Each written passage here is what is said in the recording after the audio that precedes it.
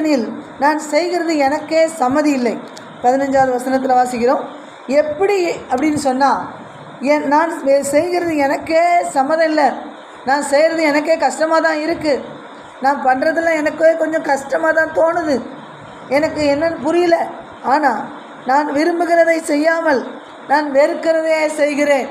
நான் விரும்பலை, இதெல்லாம் இப்படி இருக்கணும், அப்படி பண்ணணும், இப்படி இருக்கணும், நான் விரும்பலை, ஆனால் நான் வெறுக்கிறதையே செய்கிறேன். இதெல்லாம் பண்ணக்கூடாது தீர்மானம் வச்சுருக்கேன், இதெல்லாம் நம்ம யோசிக்கக்கூடாது தீர்மானம் வச்சுருக்கிறேன், இதெல்லாம் நம்ம செய்யக்கூடாதுன்னு வச்சுருக்கிறேன். எனக்கு கிறிஸ்துவின் சிந்தை உண்டு, ஆனால் நான் வெறுக்கிறதையே செய்கிறேன் அப்படின்றார்.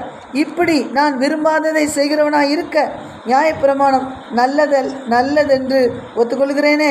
ஆதலால் நான் அல்ல, எனக்குள் வாசமாயிருக்கிற பாவமே அப்படி செய்கிறது. அல்லேலூயா.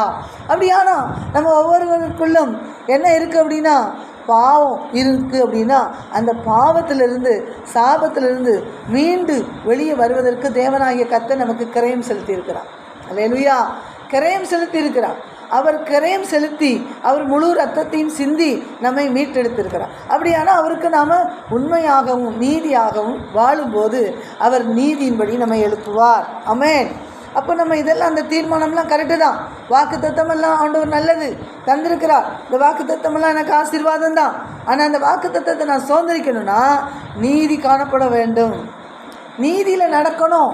அப்படி நடக்கும்போது கர்த்தர் சொல்கிறாரு, என் நீதியின்படி நான் உன்னை எழுப்புவேன், கட்டாயம் நான் உன்னை ஆசீர்வதிப்பேன்றார். அப்போ இந்த தீர்மானம்லாம் பண்ணிவிட்டு நான் விரும்பாததையே செய்கிறேன், நான் விரும்புவதை செய்யாமல் நான் வெறுக்கிறதையே செய்கிறேன், ஏனென்றால் எனக்குள்ளே இருக்கிற பாவமே அப்படி செய்கிறது. அல்லேலூயா. அப்படியானா நாம் அப்படி ஒருவேளை ஏதாவது காரியங்கள் செய்ய முடியாமல் இருக்குமானால் ஆண்டவரிடத்தில் ஒப்பு கொடுத்து ஜெபிக்கும்போது கர்த்தர் அதற்கான பலனையும் ஞானத்தையும் தருவார். ஆமென். அல்லேலூயா. கர்த்தர் நல்லவர். ஆகையினாலுடைய வழி எப்படிப்பட்டதா? நீதியானது. ஒரே ஒரு வசனத்தை மட்டும் காமிச்சிட்டு முடிச்சிருந்தேன். இது மீதி உள்ளதை நம்ம அடுத்து வருகிற நாட்களில் அதை குறித்து தியானிக்கலாம். கர்த்தர் நல்லவர். ஆதியாகம புஸ்தகம் 15வது அதிகாரம் 6வது வசனத்தை மாத்திரம் வாசிப்போம். அதனுடைய இதை வாசித்து பின்பு நம்ம வருகிற நாட்களில் அவைகளின் கருத்தை. ஆதியாகம புஸ்தகம் 15:6.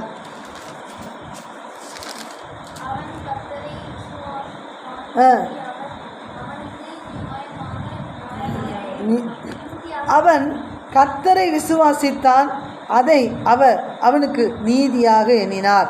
இப்போ கர்த்தரை விசுவாசிக்கணும். நீதி இருந்தால் தானே எழுப்புனாரு, என் நீதியின்படி எழுப்ப முடியும்னாரு.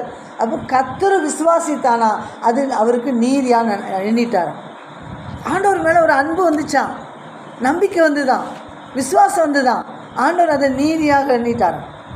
அவன் இப்படி நிறைய நீதி இருக்குது. நீதியை குறித்தும் நம்முடைய வழியை குறித்தும் வருகிற நாட்களில் அதை குறித்து தியானிப்போம். கர்த்தர் தாமே ஆசீர்வதிப்பாராக.